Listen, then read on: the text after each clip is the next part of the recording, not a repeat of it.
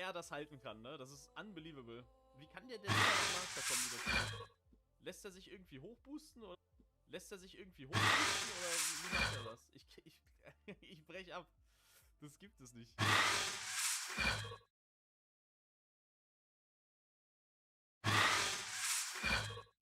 wie er das halten kann. Wie kann der denn noch Master Combi? Lässt er sich irgendwie hochboosten oder wie macht er das?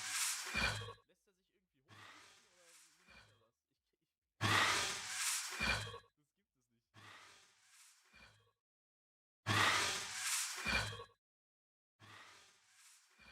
nicht. Раз, раз.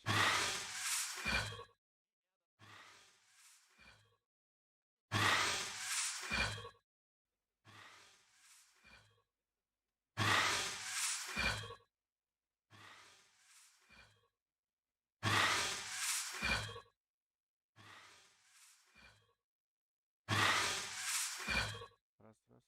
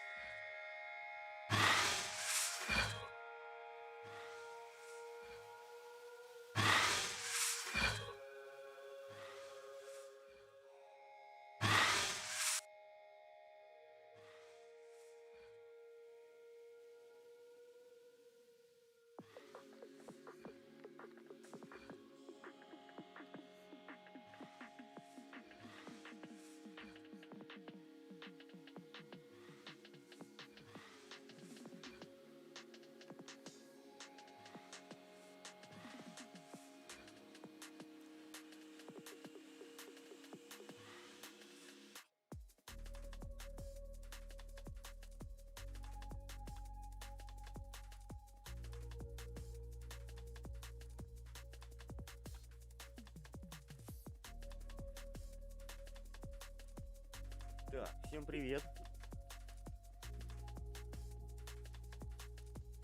Всем Привет. доброго. Как музыка громко, нет?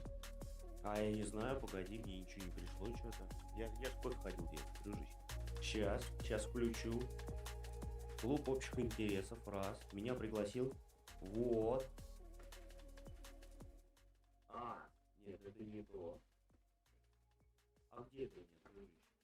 Куда? А ты куда-то скинул, нет? Или не должно оповещение было? Вообще-то YouTube должен оповещение же сделать, не? Что трансляция началась, в принципе.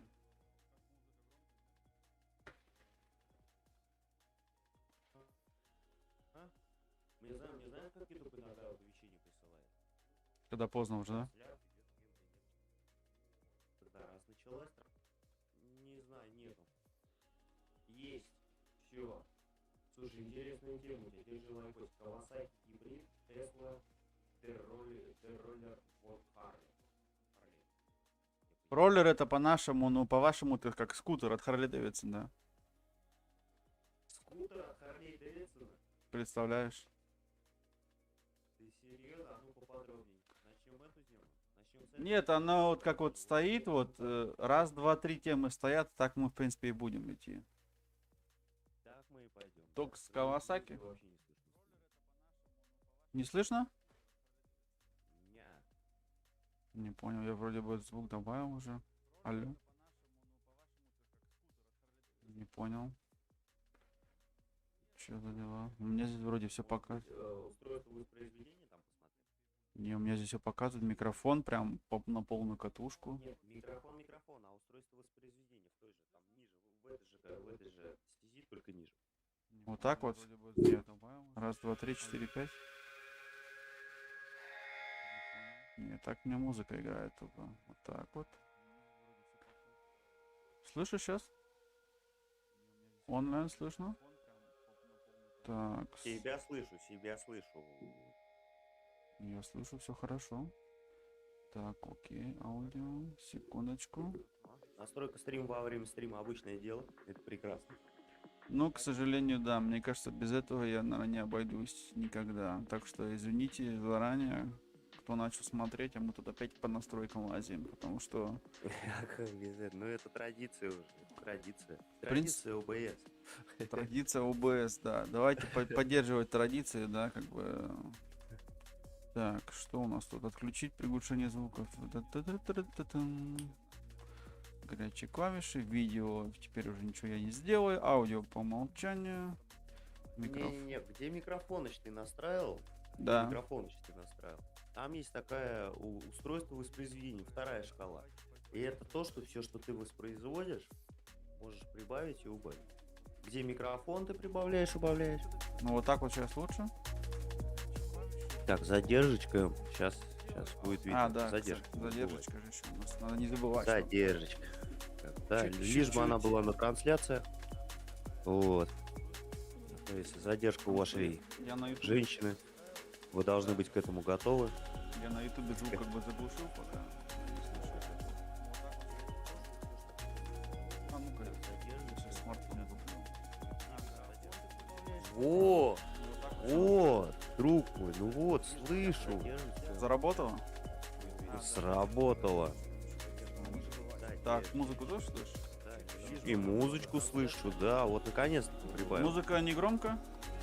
Нет, Так, ну, великолепно. да, просто что ты мне говоришь на русском, а у меня-то здесь оно по-другому написано. Теперь я допёр до меня, что ты хочешь. Все, поехали. Так, ну что, сейчас я перепрыгну куда надо. Вот, слышу. Заработал? Сработало. Покажем. Так, музыку тоже слышишь? Великолепно. И музычку слышу, да, вот наконец-то прибавил. Музыка не громко? И, в принципе, вот. Великолепно. К сожалению, будут и другие рекламы влазить, потому что это напрямую идет, как вот я сейчас показываю, просто дублирую интернет-страницы, да? Мгм. Но это не суть. Главное не это. Сейчас я еще и камеру включу. Блин, теперь-то я тут на весь экран, товарищи. Да.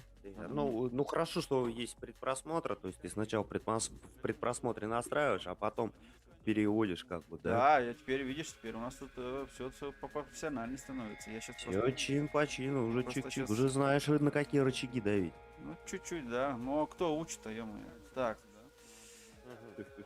смотри, сейчас ты чат я должен заценить, да, самое главное.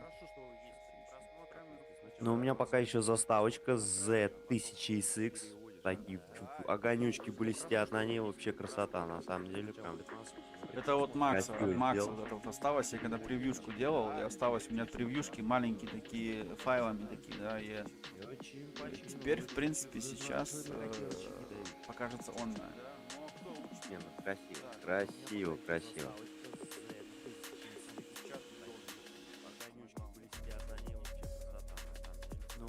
Ну что, ты меня видишь? Нет, пока. Задержечка. Ну ничего, сейчас Власть. задержка сейчас пройдет. Надо, в принципе, кофейку. Кофейку, да, глоточек за подписчиков, за тех, кто зайдет, будет на трансляции или посмотрит записи, ребята, за вас. Глоточек кофейку. Приходите в Мира, гости. добра, благополучия в ваши дома. Во, вижу, да, Как? вижу. Чат. Чат, да. Он, правда, у тебя как-то вот, ну, ты вот так себя сделал, да, побольше. Молодцом. Ну, чат пока он как бы не кипит, но я могу это, в принципе, еще и поменять успеть. Ну, конечно, всегда все поднастроишь, это прекрасно. Можно вот так вот сделать, так вот. Да, его подвинуть чуть-чуть. В принципе, я просто с собой закрыл там вот эти вот рекламки, потому что Ты правильно, ни к чему. мне как бы за это не платят пока. Да, рекламодатели, обратите на перспективный канал. Скоро он разовьется просто, да. Так, Да, сами потом будете к нему приходить. Да, музыка как, нормально? Может тише сделать, нет? Вообще все прям Норм. идеально. Ну, идеально. И поехали. музычка на фончике, и мы с тобой разговариваем. Короче, в описании стрима стоят 3 темы. Да, сегодня у нас опять в гостях Чеканок. Я не знаю, вот в описании видосов, в принципе, я оставлял. Ну-ка, секундочку. Да, в описании под стримом стоит, в принципе, наши пару хэштегов стоят.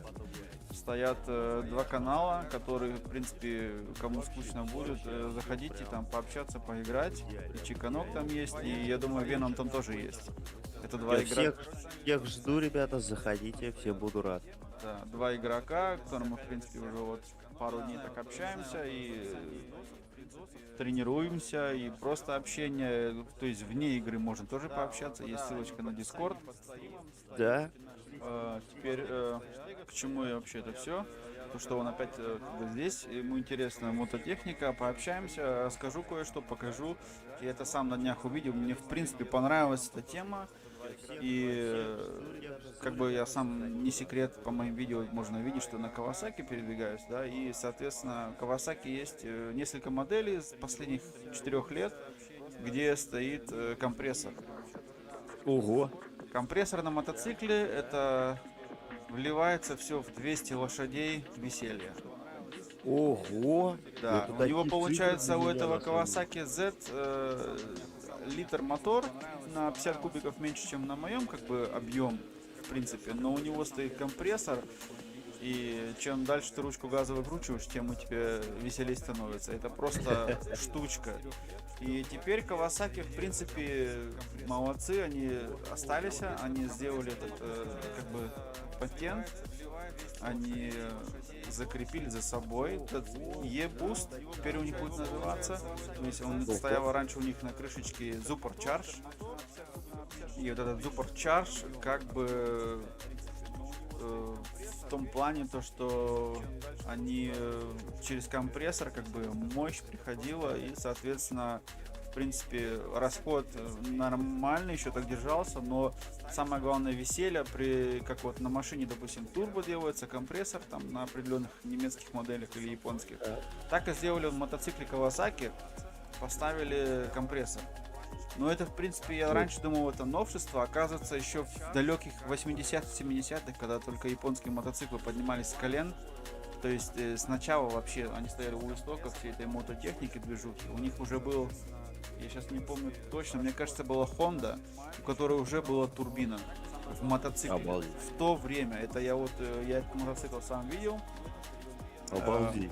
Вещь прикольная, в принципе, ну, турбо всегда делает как бы веселье, да, здесь получается мотоцикл сам по себе веселый, в то время это вообще было дичь, просто ходовая часть мотоцикла не сравните как сейчас, да, время-то поменялось, сейчас, допустим, Ну у да. тебя амортизация, сидушка, как ты сидишь.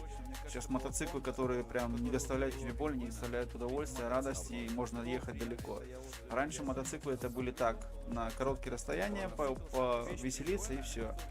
А сейчас люди, вплоть до того дошло, Драйвер, что... маленькую ремарочку поставлю такую по поводу просто раньше 30 километров в час, да, там и сейчас 30 километров в час. Вроде бы единица одна, но ощущения были разные раньше, то есть, да, 30 километров в час это была скорость, то есть прям скорость дичайшая какая-то, да, там, ну просто люди с ума сходили от этой скорости.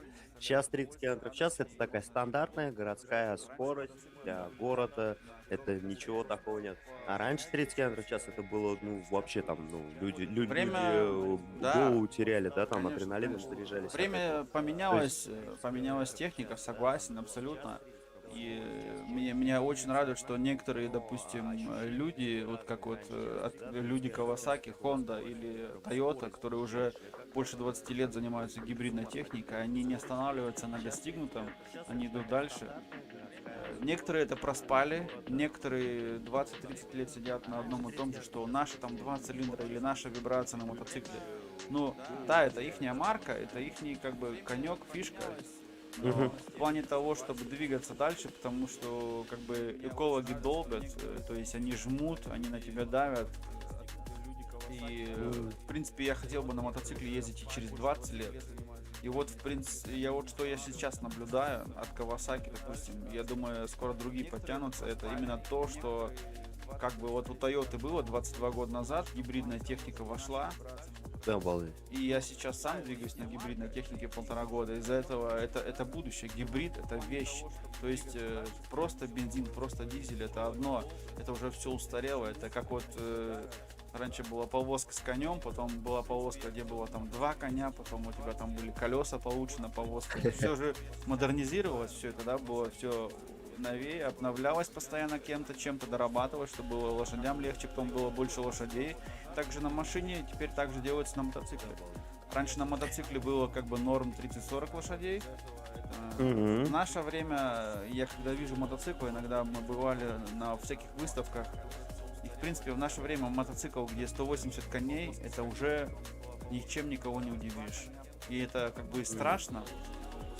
И в то же время, когда ты видишь от Kawasaki с компрессором, и там у тебя 200 коней, если ты там стоит, короче, в пике, у него 211-215 лошадей. То есть есть еще Kawasaki компрессорные, которые вот эти самые мощные, я последний раз показывал, H2R, и у них как бы 231 конь. Это очень много. То есть я ездил на машинах, на автомобилях четырехколесных, которые там по 1,5-2 тонны, у них 230 лошадей. Это прям мощь. А здесь у тебя два колеса, 280 килограмм или 260 килограмм, и у тебя 230 коней. Это мощь. И из-за этого, когда я вижу эти байки, я последний раз опять смотрел, как-то мы даже в трансляции показывали, что в Турции гонщик разогнался 400 на мотоцикле, это просто что-то с чем-то. Да, это на самом деле, считай, пи воздух, Да. по воздуху летишь. Есть, Обалдеть. конечно, по мощности, по разгону байки лютые, как Yamaha R1, у которых, допустим, 180 лошадей, 180 килограмм. У них 1 килограмм на одну лошадь.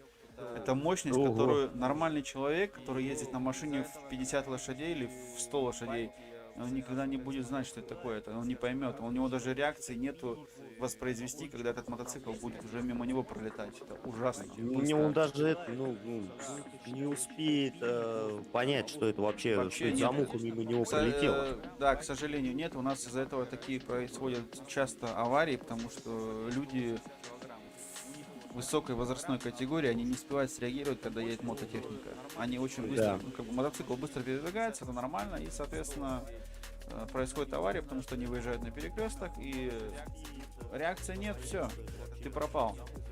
Да. Теперь идем дальше к Kawasaki. В октябре 2020 года они как бы патент свой продвинули, чуть на немецком у меня, но это не страшно. И в принципе, что самая фишка в том, то, что у них как бы изначально это все было сделано для веселья, то есть компрессор туда-сюда. Теперь у них будет вот это как бы e-boost гибрид, вот здесь я не знаю, сейчас будет видно, нет, вот так я замаркирую, да. То, что как бы они это поставили патент, соответственно, это будет уже с электромотором. То есть я могу себе вполне представить, что Kawasaki через несколько лет это будет как вот Toyota Prius. Только намного веселее. То есть ты будешь ездить на мотоцикле, и у тебя будет очень маленький расход бензина, и он, соответственно, будет по городу передвигаться, может даже на аккумуляторе, как вот я сейчас делаю на гибридном автомобиле. То есть это пойдет в мототехнику. И я уверен, что это пойдет, и это будет офигенно, потому что ты будешь, во-первых, в городе передвигаться тише. У нас, чтобы некоторые там ругаются, вот, громко, ваш выхлоп. За город выехал, выкручиваешь ручку газа, и у тебя опять звук, у тебя веселье. По городу едешь спокойно, без бензина, экономишь и никому не мешаешь. Это класс. Все. И это, в принципе, очень интересная штука, да.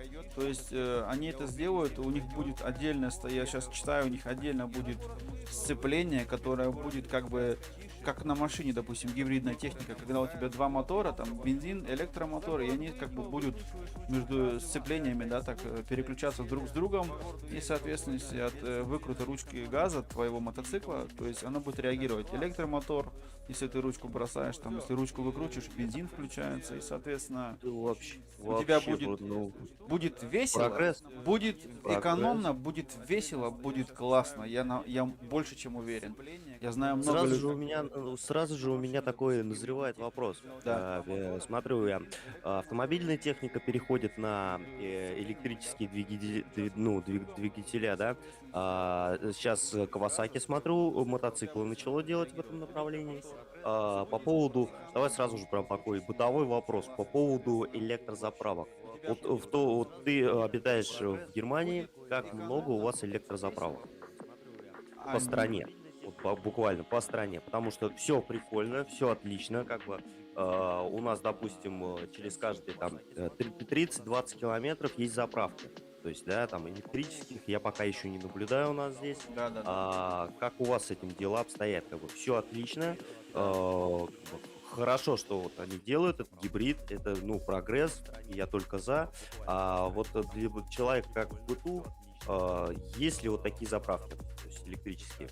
Да, заправки есть, двигается это все в это направление. И, в принципе, кроме того, что заправки есть, как бы у нас мототехника, которая прям чисто на электричестве. Вот, то есть в данный момент мы сейчас разговариваем о Kawasaki гибриде, который, Да. в принципе, без бензина не сможет изначально. Мгм. Потому что у него будет этот гибрид работать за счет того, что у него бензин, проедешь, он как бы наберет энергии, и у него будет, допустим, аккумулятор стоять маленький, километров на 3-5, чтобы так передвигаться по городу без бензина. Как я и Вот. говорю, принципы Toyota Prius. То есть всегда Вот. склоняйся с экстойчиком. То есть ты едешь за городом на бензине, ручку газа, когда отпускаешь, он переключается на электро. У него И расход бензина, короче, у тебя... У него расходы, просто тогда, когда он ноль. переключается на электро, genau, расхода бензина 0. Нет. 0. Да. То есть ты ничего не теряешь, Нет, а на ты... бензине ты зарядил аккумулятор. Да, да. Вау! Это вау! Вот так же я сейчас... Так работает принцип моего автомобиля, которого, в принципе, тоже скоро, я думаю, в ближайший месяц вы увидите на эфире. Ну, не на эфире, я, скорее всего, просто нарежу клип, сделаю его, доработаю, и там я объясняю про свой автомобиль. Он такая же система почти. Но Да, поскольку ты спрашиваешь про инфраструктуру электро, это все у нас разрабатывается, у нас стало намного больше розеток, строится, если у нас сейчас новая парковка строится для автомобилей, обязательно стоят розетки уже для автомобилей электро. Ой, великолепно. Это Ну, вот насчет этой инфраструктуры я могу просто как-нибудь на днях возьму камеру, пойду позаписываю и сделаю маленький клип. Да, вот как вот такой бытовой просто момент, то, ну, как бы, знаешь, Да, люди, покажу тебе, как выглядят наши розетки, то есть это вполне приемлемо, это уже это начинает набирать обороты, к сожалению, медленно, потому что государство хочет, чтобы ты брал электроавтомобиль, но это совсем не так просто его зарядить, которые люди постарше, это еще тяжелее. У кого дома, Да. допустим, есть розетка, есть возможность, проблем нет. Вообще, можно дома поставить себе такую коробочку, за нее платишь отдельный тариф, как за телефон. Дома заряжаешь автомобиль, да? Вау, то есть отдельный тариф для этого всего, Да, да? они То тебе есть делают как бы отдельный заправка тариф, у тебя потому дома. что, да, если ты будешь заряжать автомобиль от 220, как я вот сейчас заряжаю в данный момент, но у меня, видишь, автомобиль не полностью электро, я его заряжаю 220 и как бы еще пойдет. Если бы у меня был бы полностью электроавтомобиль, мне пришлось бы лучше бы сделать такой тариф, потому что там Мгм. надо много больше электричества, и тогда оно дешевле через тариф. Понимаешь? О, слушай, ну то есть идут пока потребителю навстречу. Конечно, конечно. У То тебя, есть идут во-первых, ты навстречу. покупаешь электроавтомобиль, тебе хорошую скидку делают, в зависимости от суммы автомобиля. Если сейчас пойдешь автомобиль брать тысяч за 50, за 60, тебе 10 тысяч евро скинут. Ого, Как слушай, бы. ну это Но с друг- серьезно, это но с такое, друг- вот, Да, для но это бюджета тебе семьи с детьми это хорошие деньги. 10 тысяч это как бы тебе государство подкинет. Но с другой стороны, это, видишь, это тяжело, потому что не каждый может себе такое позволить в данный момент. Они еще до сих пор Ну а чересчур. вот где-то за городом, к примеру, вот где-то за городом. Есть розетки, тем более, особенно на магистрали, везде уже есть. На больших заправках, на магистралях стоят уже давно. Стоят давно, то есть Самая фишка проблем в этом никакой нету. по Германии нет. Это У меня вообще супер. в машине, допустим, я еду, у меня в навигаторе карты, там стоят прям где заправки. То есть я могу в течение 36 километров я двигаюсь на работу на автомобиле, и у меня есть 6-7 разных заправок. То есть, ну пока они свободны, да. То есть если Мгм. пройдет время, когда будет больше электроавтомобилей, тогда, скорее всего, начнутся первые проблемы, то что розеток меньше, чем автомобилей. Понимаешь? То есть на машине ты приезжаешь на заправку, там 5 минут ты уехал. А на электроавтомобиле надо простоять уже часами. И вот другая фишка начинается в том, то, что это не так совсем просто. Ну, как бы оно все идет к тому, делают, сейчас начинают новое развитие, начинают новые заправки, где намного быстрее будет заряжаться автомобиль. Но это как бы пока еще нет. У Tesla у нас есть у них отдельные свои заправки, где прям электричество льется рекой, И там несколько Прям лет... как кофе залить, типа, да? Не Да, успел да, кофе да, сделать, уже да. автомобиль зарядился. Да, но у них Тесла намного мощнее батареи, они полностью электрические машины, они не могут без электричества, да, допустим. Ну, Как ну гибридные да, машины. они полностью, да. И там Слушай, то вот давай, ну, я не знаю, мы уже потихонечку переходим ко второй теме, да, к Тесле, но мне все-таки хочется еще спросить пару, ну, такой вопросик про Kawasaki гибрид. Разработка, то есть, сделана, патент сделан, все-таки хочется узнать, когда они планируют уже первый, как бы, экземпляр, хотя бы показать его. То есть у них он уже есть, или они только уже вот как бы запатентовали эту техника, всю разработку? которая уже они запатентовали давно, теперь с этим только будет E-мотор, то есть отдельно еще электрический мотор. Раньше у них компрессор работал сразу с бензином, без E-мотора. Теперь они сделали E-мотор, да, то есть электрический мотор, как на гибриде. И уже Мгм. как бы патент есть, и это все уже было здесь готово. Они это этим летом 2021 года, они это все себе как бы застраховали. Это их, я сейчас тебе покажу. Вот. С 2021 года, да, вот я маркировал. Да, И да, да. получается, я думаю, что это уже будет в следующие года, когда пойдут рестайлинг Kawasaki. Я надеюсь, что-то Ага. такое будет. Пройдет несколько лет, а может у меня такое будет. Потому что я человек такой, который любит технику, и на гибридном автомобиле я сейчас вот 1,5 года отъездил удачно, и байк вот с такой техникой, это просто во.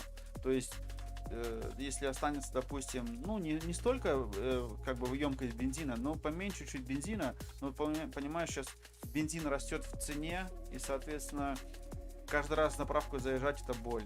У нас очень дорого стал бензин, да, буквально за 2-3 месяца сейчас он вырос чуть не на 40 центов за литр. И Оу, это очень много. Я сейчас оу.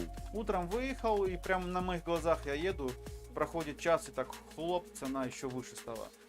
Она под Обалдеть. вечер, она под вечер упадет, но все равно, как бы, если ты много двигаешься, это как бы не очень.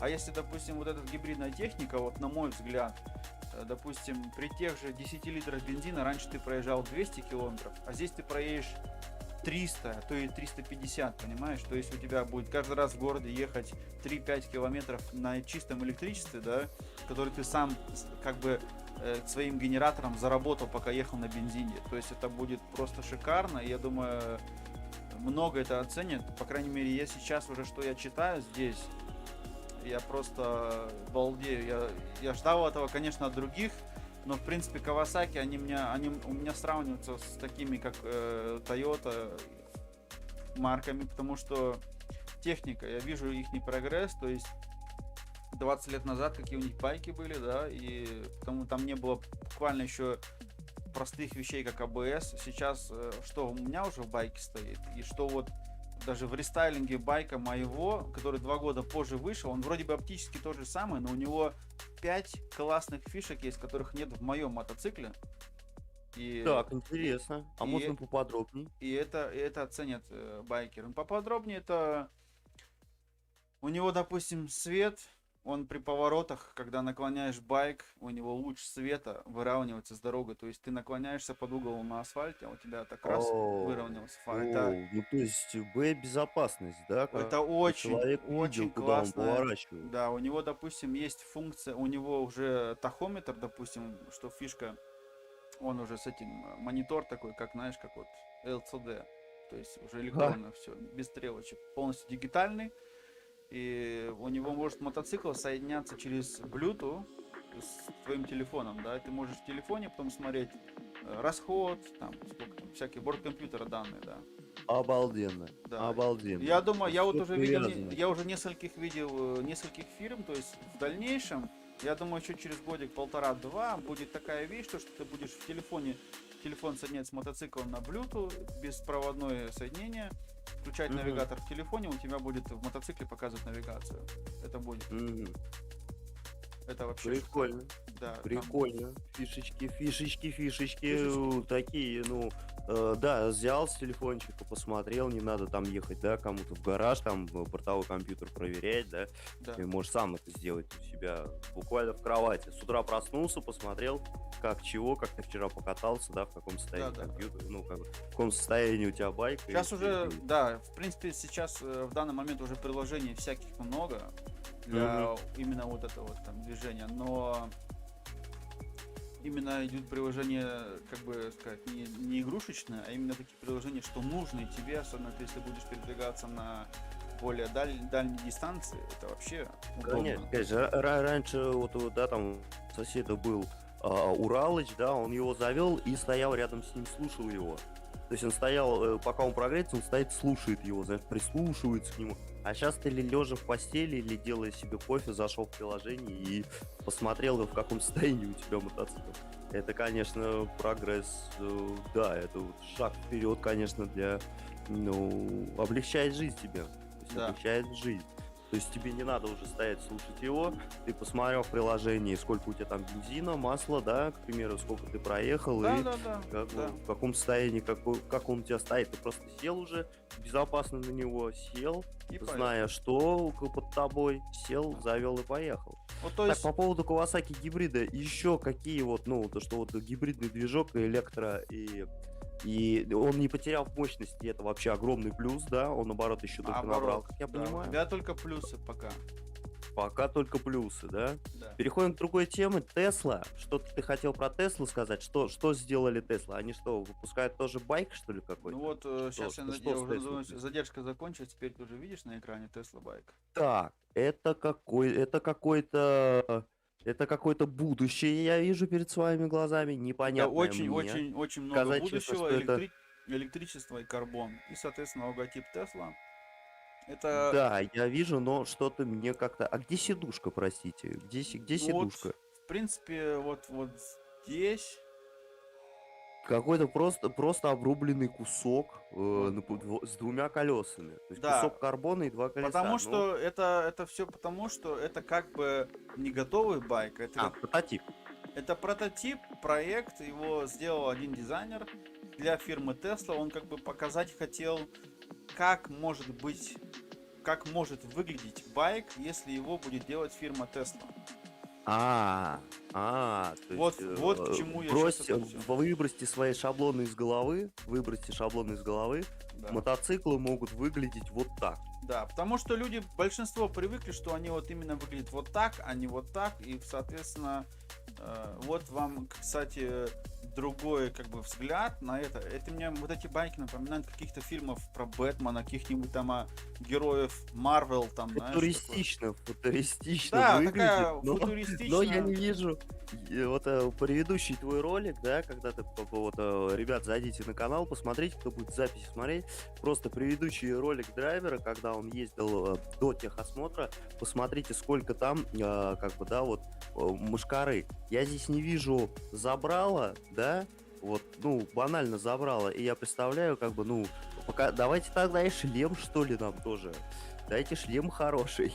Потому что, ну, ты же понимаешь, драйвер, что ты вот на таком проедешься по... Вот дорога между полями, как у тебя была, да, там в последнем видосе, в предпоследнем видосе, который ты выкладывал, дорога между полями. Ты понимаешь, это поле, это кора, вот, и Да. как бы ты понимаешь, да, что как бы, ну, все лицо будет у тебя Шлем. погрызано. Без шлема никак, конечно. Без шлема никак, но это безопасность, это в первую очередь.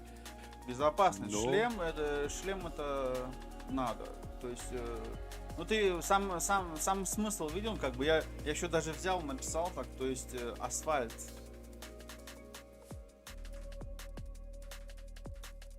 Еще момент.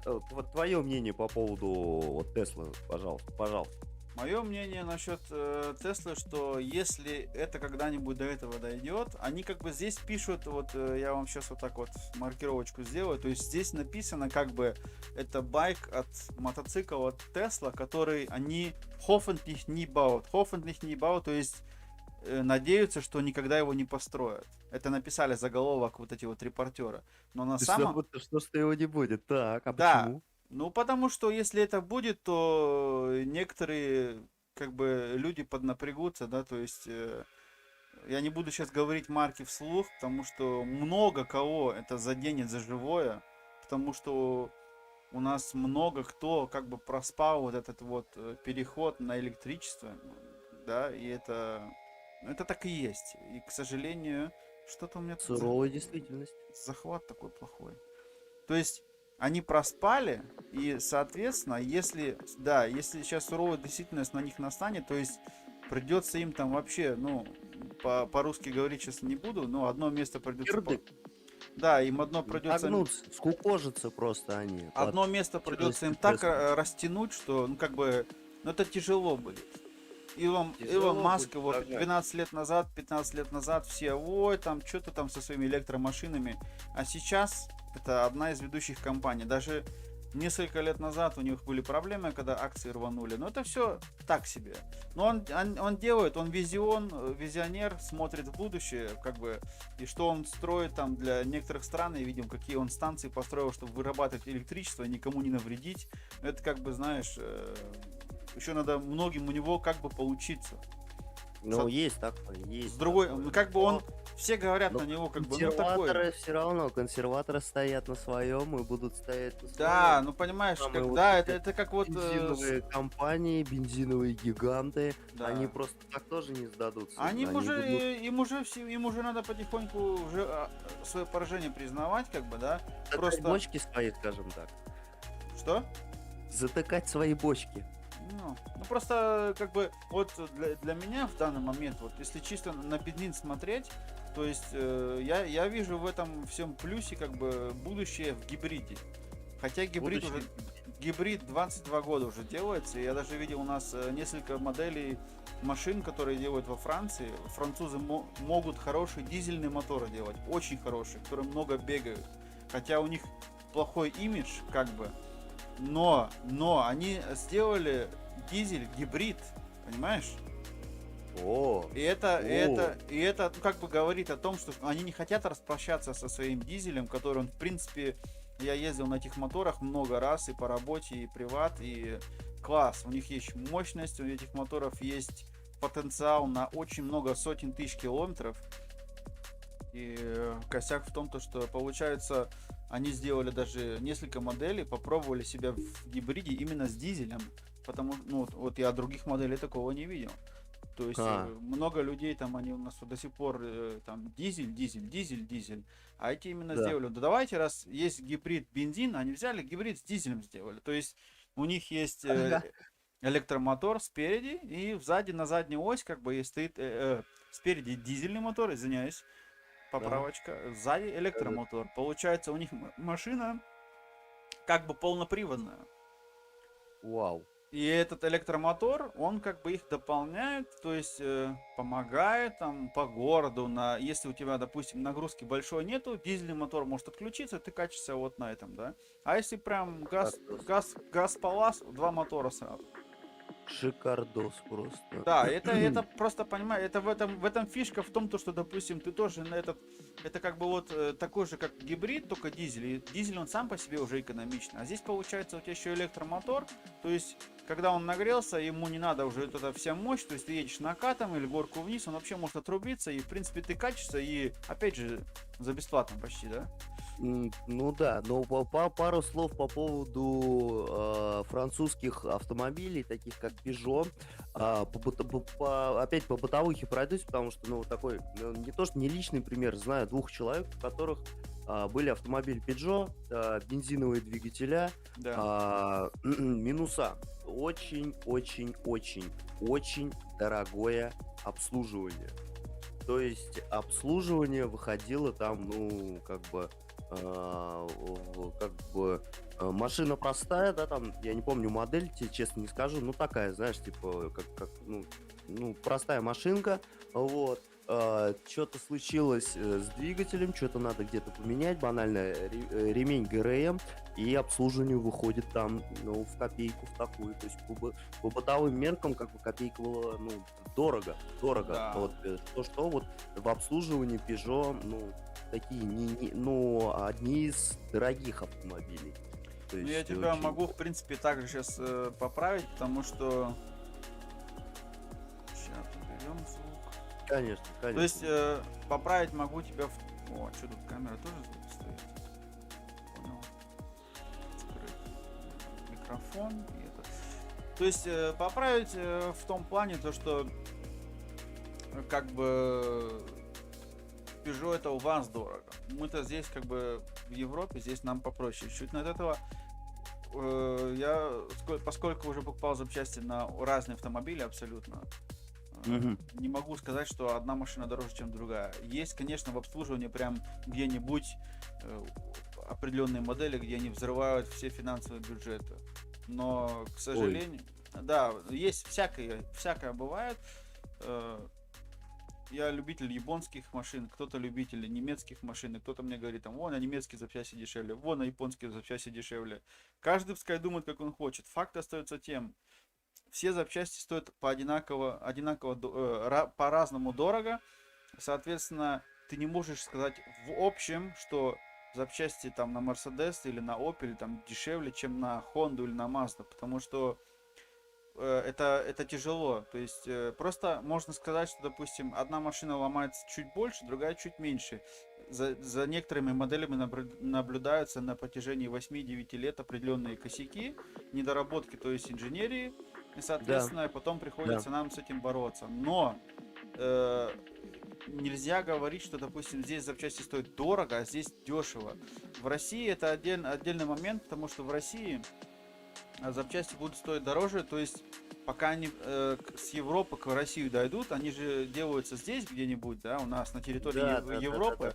Здесь уже чуть-чуть... За логистику. Логистика, да, я как человек, понимающий чуть в этом, ну, в той сфере как бы двигаюсь, и логистика очень дорого стоит, то есть у нас сам первый фактор того запчасти, она стоит относительно, а вот именно, допустим, хранение ее где-нибудь, потому что запчасти, как тормозные колодки, там, допустим, рычаги какие-нибудь рулевого управления, они же не для тебя специально их, допустим, делают, когда сломалась твоя машина, правильно? Они где-то лежат, хранятся, это уже бабки.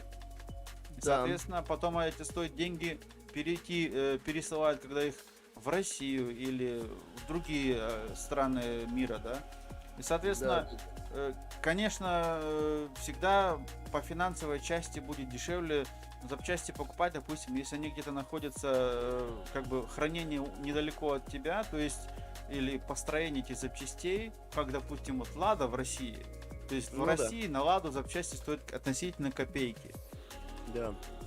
Мне могут быть те же запчасти в Германии на Ладу чуть-чуть дороже, хотя у нас Лада продается, у нас есть дилеры, Лада Нива, Десятка, Калина, все есть. Представляешь? Прикольно. Да, я могу пойти за 10 тысяч евро купить Лада Нива новая, абсолютно, полный привод. Вау. А часто ли ты встречаешь вот на дорогах? У нас сейчас стало очень много Лада Нива, очень много. Да. Да, я тебе как-нибудь покажу, это уже отдельная история. Ну вот смотри, допустим, по запчастям, то есть на Opel, допустим, стоит тот же сам фильтр масляный, да, или ремень какой-нибудь для генератора, копейки у нас. Да. Если тот же Opel в России, то есть, скорее всего, если в России этого не будет, часть запчастей где-то в наличии, в хорошем качестве, как у нас, и они будут заказывать в Европе, там еще пересылку накручивают, каждый перекупщик хочет свой процент, и, соответственно, ты платишь в 3 шкуры. Все. Да. И тут, к сожалению, что если... Peugeot, допустим, я вот покупал на Peugeot тоже несколько запчастей, есть модели, есть определенные запчасти на Peugeot, допустим, я тебе могу сказать, что вот, если у тебя что-нибудь сломается, там, допустим, в районе климакомпрессор, там, допустим, как называется, кондиционер, вот эта вся тема, да? Да. Это боль, это очень дорого, да. Кондиционер, турбина, это будет не очень. А вот если, допустим, да, это вот так вот, потом надо тебе 3 раза пересчитать, подумать, будешь ты это покупать или нет. А если там как тормозные колодки, ремни, такое что-нибудь легенькое такое, да. Есть просто у нас, я вот сталкивался часто с такой темой, то что определенные запчасти на определенную машину, они как бы запатентованы этим самой маркой, то есть я вот сам передвигался 11 лет на Тойоте, да, и как бы запчасти на Toyota я покупал не оригинальные, но я их покупал как бы они такого же были хорошего качества, но в 2-3 раза дешевле у моего человека, да. Мгм. Они, которые у нас, они, кстати, здесь как бы продукция была здесь местная, то есть рядом заводы есть, все штампуется. У нас есть одна фирма, и она делает запчасти чисто на машины, которые вот с Японии, да.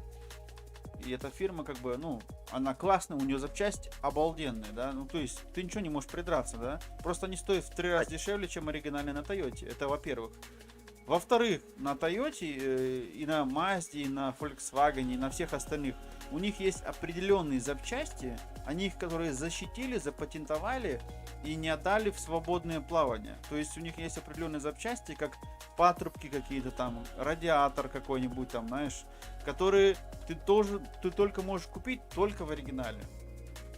А, Вот ага. вот в чем фишка. И я с такой проблемой сталкивался несколько раз. Это была BMW, это была Toyota, это была Mazda, это была Honda, где ты приходишь к дилеру, допустим, говоришь, ну, где запчасти он продает.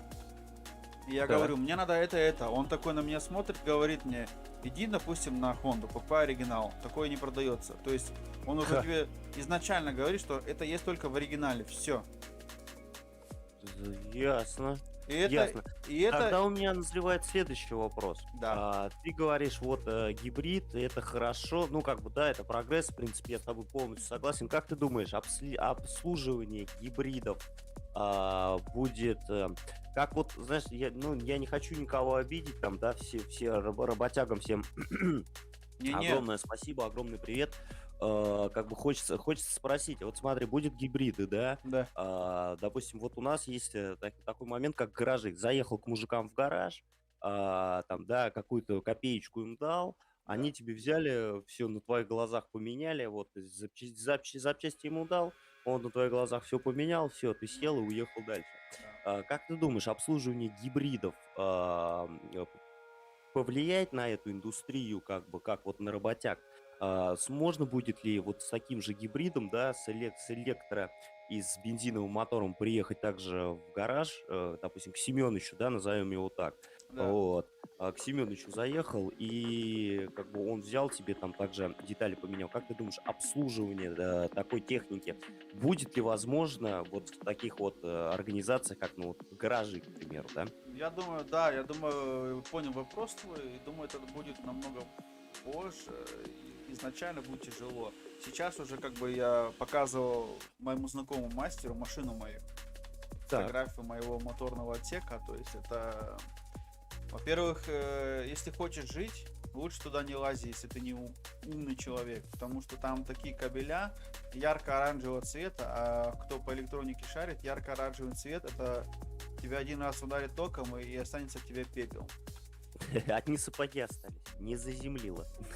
Да, очень, да, смех смехом, а это, кстати, это очень Безопасность прежде всего, да. безопасность прежде всего, продолжение следует и тому подобное, но Да. в этом случае, как бы, мне уже пару человек сказали, типа, ну, я как бы на это не учился, я туда лезть не буду.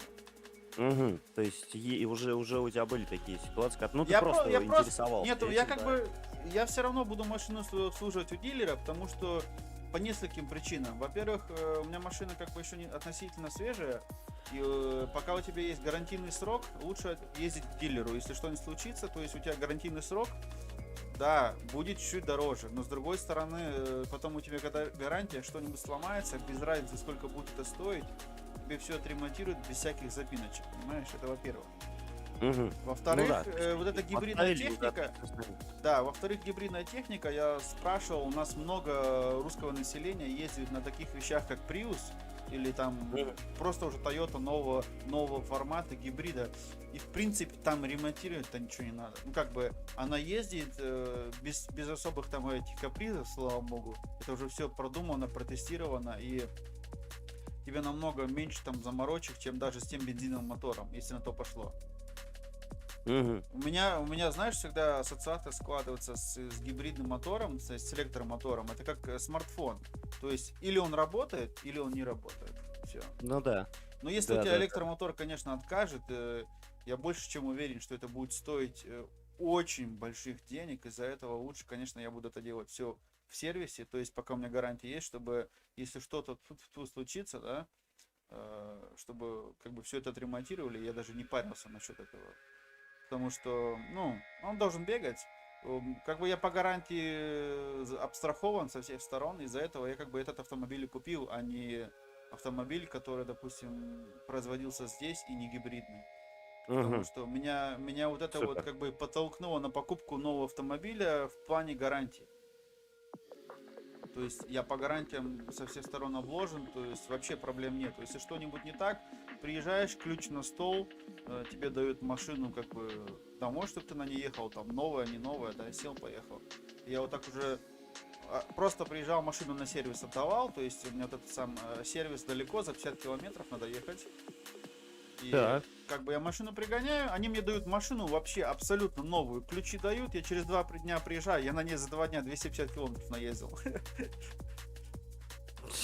Представляешь, машину, машина абсолютно новую тебе дают, то есть взамен на твою, пока на твоей там масло меняют, фильтра, компьютером все это чек сделают, знаешь. Там есть какие-то ошибки, нет, но пока одна маленькая ошибочка была, ее устранили на мой, как бы, ну, я настаивал на этом несколько раз, ее устранили, я вот после того я ездил год, и вот это, наверное, один из первых таких автомобилей, где придраться не, ну, как бы, то есть у меня были автомобили С там, натягом. Если ты будешь как бы поддерживать, да, то есть, ну, придираться будешь к этому, придираться будешь к машине, ну, то есть с натяжечкой будет так. То есть, ну, такая, ну, это чисто личное, что-то личное будет, да? Да, нет, я имею в виду в плане поломок, вот, тьфу-тьфу-тьфу, как бы, да, ну, суеверия в Тьфу-тьфу-тьфу. сторону, вообще, я рад, очень. То есть я на ней просто, я вот ее тупо заправляю, я ее мою, там, пропылесосил, ездишь, слушаешь музыку, кайфуешь, все. Мгм. Так, ну что, сюда, Перейдем, демонстрация. перейдем к Тесле. Что ты, какое твое мнение по поводу этого байка? М, Сейчас, Что как бы вот тебе как вообще зашло это, не зашло? Как ты думаешь, если они выстрелят с этим байком, как бы действительно ли это нанесет удар по всей индустрии мотоциклов? Потому что Тесла, они же как бы когда они вышли на рынок автомобилей, все кричали, что сейчас все пропадет и все загнется, все другие автомобили как бы канут в лету. Но как я гляжу, вроде как, ну, кто-то заныл, честно сказать, да, кто-то потерял, конечно, своего покупателя, но, в принципе, такой сильный, как вы все говорили, что все зачахнет, все загнется, ну, нет, наоборот, все начали развиваться и двигаться как бы за ним дальше, ну, продолжать как-то развивать себя. да, Вот. Твое да. мнение, как ты думаешь, если вот этот мотоцикл все-таки появится на дорогах, как скоро он появится и он нанесет ли как бы существенные потери другие участники этого как бы этого поля? Ну да, я думаю, если, в принципе, инфраструктуру как бы добавят получше, то есть насчет ускорения заправки электричеством, да, то он может прийти, Тесла, этот мотоцикл, и наворошить, конечно, шума. Потому что все-таки это наше будущее, как бы это странно ни звучало. И в плане спорта, в плане вот этой вот агрессии, чего-то нового, такого мощного, и это прям, я думаю, да, что-то подобное, это сейчас приблизительно наброски, то есть, как вот мы сейчас видим, вот этот вот проект, это как бы дизайнерское решение, дизайнерская думка, и может быть, что что-то подобное мы увидим на дороге. Не знаю, к сожалению, как скоро или нет, потому что иногда они специально так вот подливают, то есть накал страстей, да. На самом деле, может быть, это просто вот дизайнерское решение, сделали логотип. Может быть, в следующий год или через 2 года мы реально что-то подобное увидим на дороге. То есть через пару лет уже на дорогах? Да, Вау. это связано с другими причинами. Я тебе могу скоро тоже это в отдельном видео показать. Не буду сейчас много рассказывать. Хорошо. потому что у нас есть, допустим, как бы раньше был вот автосалон, сейчас там человек, он сделал 10 лет назад фирму, ну потихоньку скутер брал, там аккумулятор, велосипеды переделывал. Сейчас у него стоят в продаже абсолютно электрические мотоциклы. Абсолютно электрические мотоциклы. Да. И вот это вот, Мотоциклы. да, я уже видел такие, как-то вот, помнишь видео там про Индиан, когда чувак на электромотоцикле выезжал? А, Мы как-то Вот, ездили на как-то, тест-драйв да. Indian Challenger, одно из первых видосов, посмотри, и там чувак купил байк электро. И Ого. у него, короче, дальность расхода аккумулятора 180 километров. Вау. У нас все только вот загвоздочка чуть-чуть в этом в подзарядке. То есть я посмотрел на него, я был сильно удивлен. Он выглядит как вот как нормальный Дукати какой-то там, да, какой-то naked bike, как простой мотоцикл. Как бы изначально, вот когда ты вот так отойдешь метров на 10 назад, вроде бы как Мгм. мотоцикл, начинаешь подходить ближе, и ты понимаешь, что это что-то новенькое. И вот он нажал кнопку, допустим, да, все, он садится на него, нажимает кнопку, выкручивает ручку газа. Самое страшное, что в этих электромотоциклах, как и в электромашинах, у тебя вот эта вся мощь, крутящий момент, он сразу. Это, Подрывает. Подрывает. это очень Подрывает прям тебя. классно. Это классно, с одной стороны, но это опять же опасно, потому что люди, которые к этому не привыкшие, или у них как бы мало этого всего, ну это Опыт. да. Это как бы, ну, Не знаю, мне сразу вспоминается «дай прокатиться». Знаешь, вот эта история «дай прокатиться». да, и да, вот да, да. В этот России это человек, вообще модно. Здесь уже так потихоньку это ручку всё только не дергай. успокоилось. Да я умею, знаешь, и все, Да. и он уже в кустах умеет. Так. Да. А вот это дай прокатиться на электробайке, вот я уже много лет ездю на двухколесном, и пока еще я не рискнул, к сожалению, или к счастью, я не знаю. У меня вот Kawasaki, он в принципе мощный, да? Очень. Ага. Я даже мой Kawasaki потенциал не могу полностью выехать как Макс, друг мой, потому что как бы все равно, ну, что-то такое есть, которое меня удерживает от этого. Ну, по крайней мере, я знаю, что он может, и меня это успокаивает. Я езжу, сколько мне безопасно и хорошо. Ну, супер, супер. То есть Просто- Тесла, в общем, Я думаю, помимо того, то, что она наведет суеты среди гигантов, да, таких как там Почему? Kawasaki, вот да, это все, она, смотри, а, она она дала... еще двинет индустрию электрических заправок еще сильнее. Да, смотри, она дала, допустим, много пищи для размышления другим автогигантам. То есть Да. все, кто говорили Илон Маск, там типа, о, что там мутит, крутит, Ага. они все попали. То есть смотри в данный момент сейчас что творится. Да, сейчас все резко начали что-то куда-то двигаться. Все куда-то потому что-то что раньше, начали двигаться. раньше и у всех- них было только объемом они мерились, да, и лошадиными силами, а тут он пришел так, а у меня вообще по-другому все сделано, и все такие, в смысле, а все такие, да у него по-другому сделано, нам нравится. И они такие встали и не поймут, а мы же раньше объемами мерились, а мы же вот раньше там раз, знаешь, как вот сейчас, извиняюсь, там никакой рекламы здесь нет, как айфоны, да, вот мы здесь рамку сделали другую и все. То есть Да, двигатель тот же, в двигателе ничего не меняется, ну, кроме там объема, да, он становится все больше, сильнее, типа, а внешний вид там, ну, вот сравнить там машины 2018 года, 2020 года, да, там возьмем там марку BMW, Mercedes, Прогресс за 2 Dio, года уже. Хонду, вот эти вот внедорожники, которые пошли, да, они все же на одно лицо. Их можно просто перепутать. Сними значки, и вот если я не вижу значка, я плохо разбираюсь в этом во всем, да, я честно признаюсь. Вот. Сними значки, я вообще не отличу. Для меня будет один и тот же автомобиль. То есть для меня все это будет один и тот же автомобиль. И я такой, типа, блин, а чуть-чуть такое-то вообще. Нет, ну ты посмотри, говорит, мне друг говорит, ну ты посмотри, фары здесь немного другие, а здесь вот такие, а Да, здесь да. сзади другие. Я говорю, Там слушай, уже ну, а разница-то в чем? Разница-то как бы, ну, детейлинг. То есть небольшая. раньше Это как ты за раз были у километр вас видел, да? 21.01, 02, 03, 04, 05 и вот это Да-да. вот все, да? Да. Ну, Раньше, а- допустим, BMW ехала тройка или семерка, ты видел за километр. То есть сейчас, За километр. сейчас новая тройка, она до того мощная. И это я даже последний раз я перепутал тройку BMW с пятеркой, представляешь? Да ты что? Да, потому что они сейчас тройку до того нам напичковали, там у них у фары новые BMW с лазерным светом. Они такие вещи творят. Я не знал, что это тройка. Я думал, это пятерка какая-нибудь, знаешь. Ага. Они, в принципе, у нас много в туринге ездят, в кузове как универсал.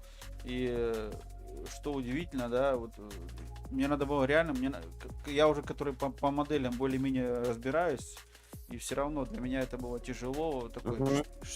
чё там, тройка, пятерка, что такое? Я что-то не понял, да? И вот было такое, надо присматриваться, потому что у них до того кузов вырос у тройки туринга и с пятеркой турингом, ну там мало отличий осталось. Ну там надо присматриваться уже, реально присмотреться к фарам, к задним спереди, там, да. То есть кузов в длине там вот, на пару сантиметров больше и все. Ну как бы и все, это же другая модель. А как бы вот пришел игрок Tesla, он сказал, у меня вообще другое все.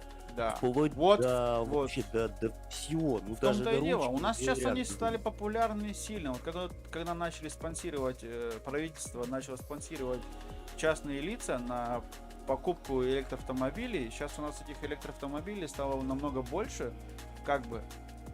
Ага. И не просто электроавтомобили, ну, то есть начали сейчас и немецкие там делать фирмы электроавтомобилей, да, и японские.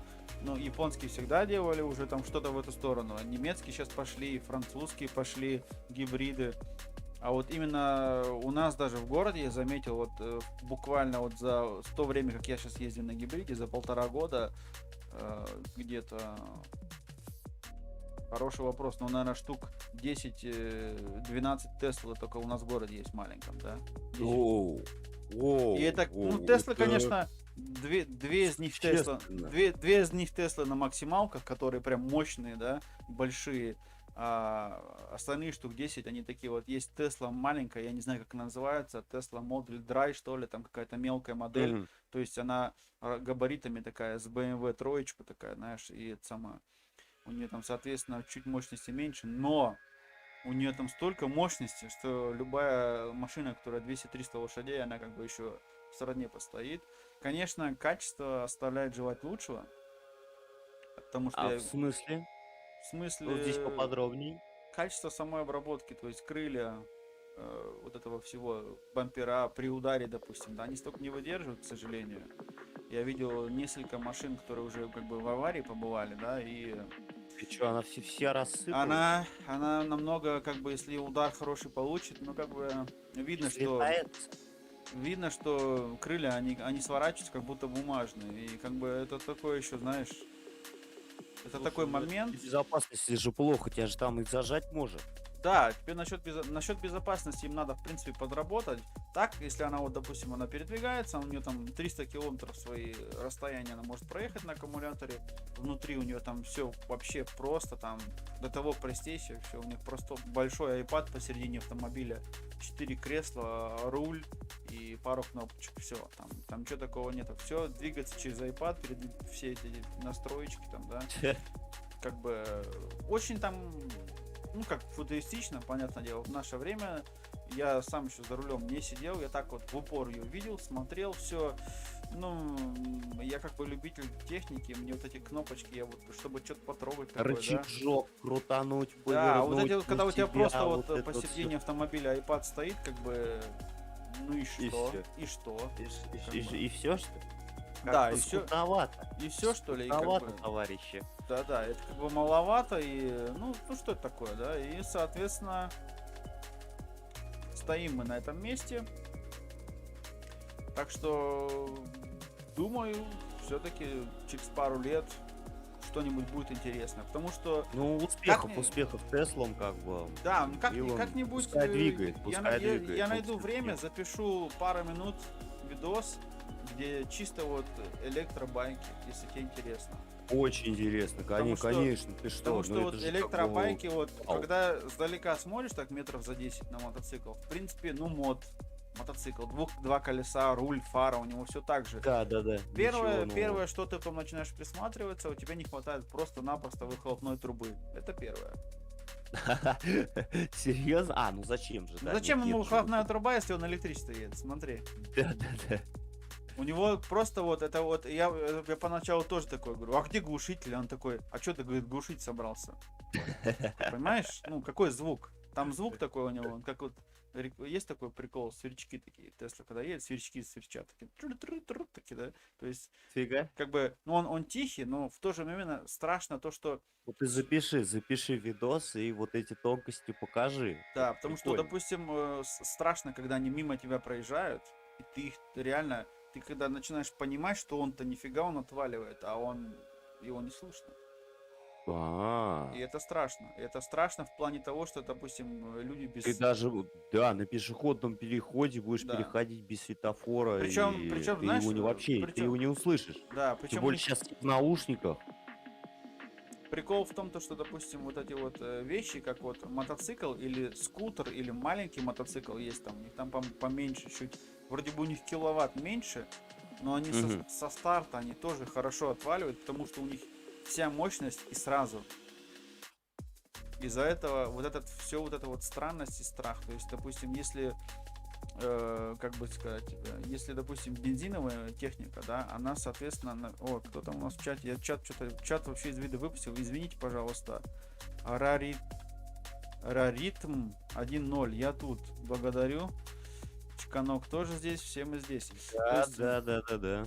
как бы вот эта вот тема, то есть, ну, я имею в виду бензиновый мотор, им нужны обороты.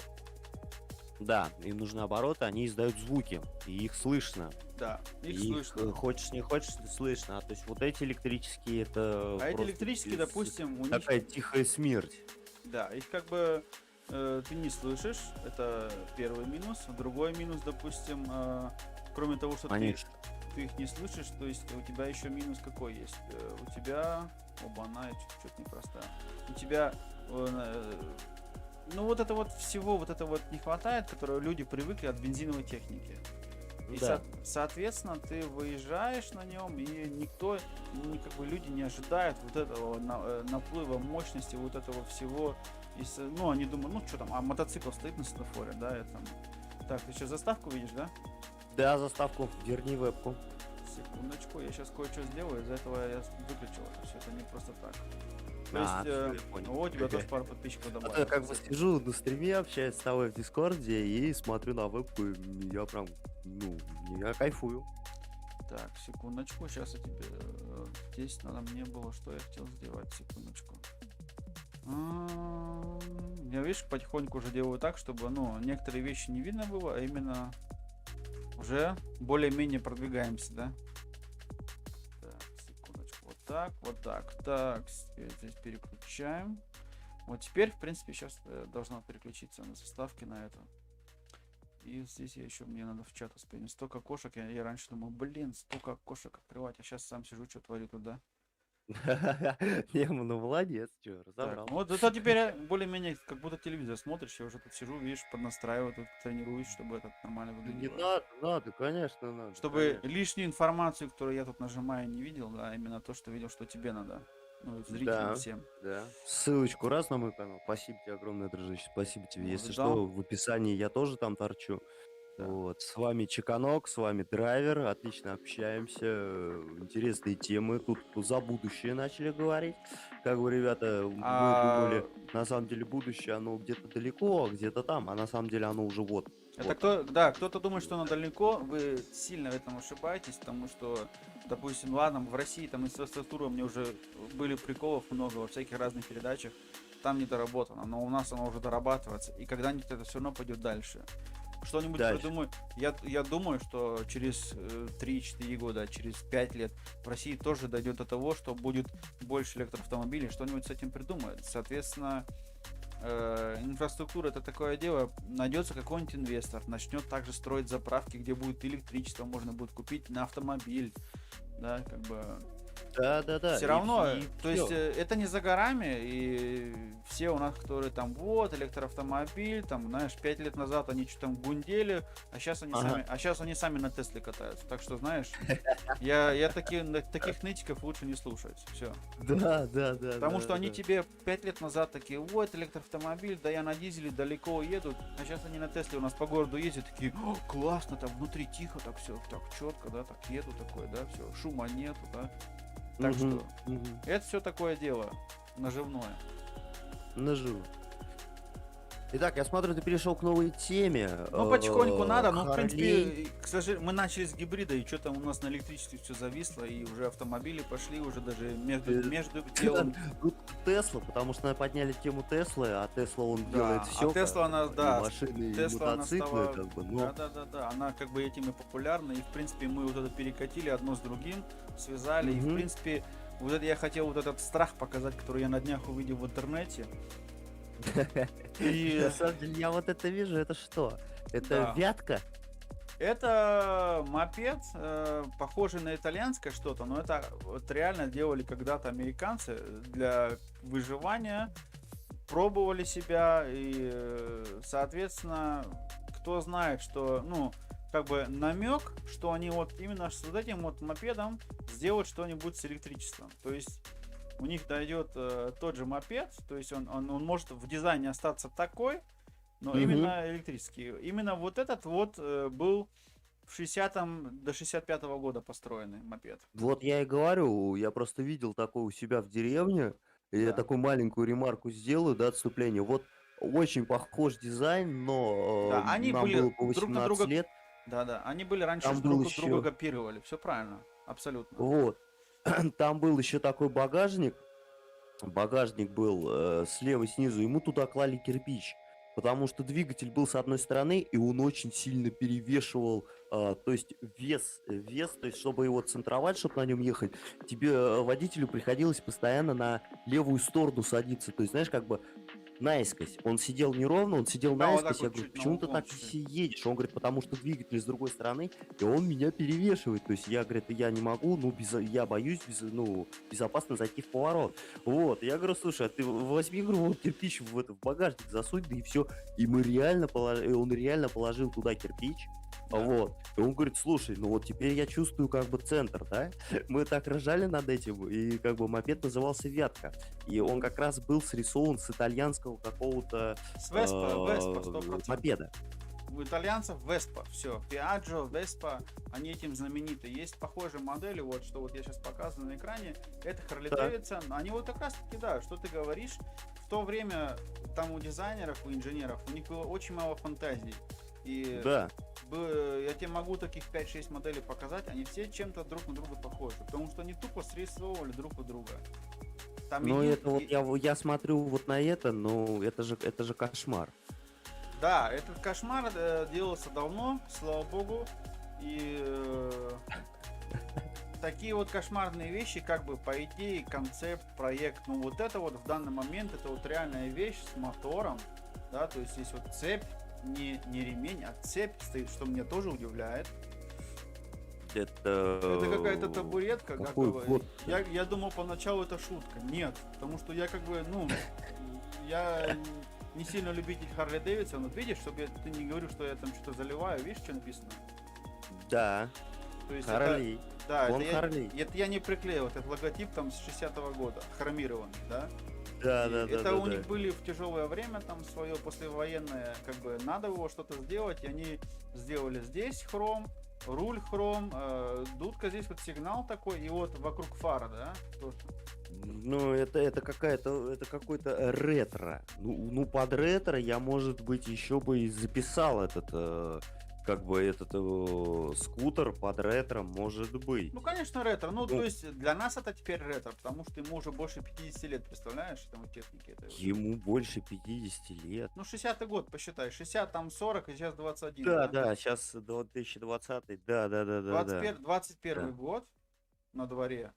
То есть 21 здесь, и там еще 40. 61 год ему. 61 год. Вау, вау. Слушай, ну для тех годов, я думаю, он еще год. Так, чем он тебя приглянул? Ну вот, почему ты сейчас обратил на него внимание? Просто в плане того, что он мне напомнил сразу же Италию. То есть итальянские старые мопеды классические, которые Мгм. были послевоенные годы, 50-е годы, 60-е годы именно построены. Я был просто пару лет назад здесь у нас в автомобильном музее. э, И там, соответственно, я это вот такие вещи подобные увидел. Мгм. И М. после этого, как бы, я вот такой думаю, ну окей, я по классике, как бы, туда-сюда, а тут такой думаю, ну, увидел это, думаю, ну, надо что-то показать, потому что, ну, для меня раньше такие вещи были, то есть это было что-то вот такое классическое, все, ну, ничего особенного, да, я думаю, там, ну, как сказать, я не воспринимал это как что-то с какой-то определенной страны, то есть табуретка, все, приехали. Табуретка. Да, ну, табурет, да, все. А здесь получается, по идее, как бы итальянская классика, вот это все дела, но в данный момент, то есть, что меня... Смородин Владислав, приветыч тебе. Спасибо, что поддержал трансляцию. Подписывайся на канал, ставь лайкос. Ой, сорян, видишь, я даже не успеваю за этим. Спасибо, хоть ты напомнил, за комментами следи, спасибо. Конечно, Так, конечно. я специально сейчас чуть-чуть заставку перекинул, потому что я отклонился чуть-чуть, сейчас покажу почему. Мгм. Так, в Я чате... сейчас, правда, одну секундочку отойду, драйвер, и вернусь. Ты пока поднастраивай. Всем огромный привет. Спасибо, что поддерживаете трансляцию. Вот, подписывайтесь, не забывайте подписываться, ставить лайкосы. Да, Вот, вам не Владислав. сложно, нам приятно. А мы немножко технические настройки, а я чуть-чуть прям отойду, прям на одну секундочку. Да, конечно. Так, здесь, в принципе, вот так вот я в чатик ссылочку. Поставлю ссылочку в чате именно от музея, где вот эта мототехника.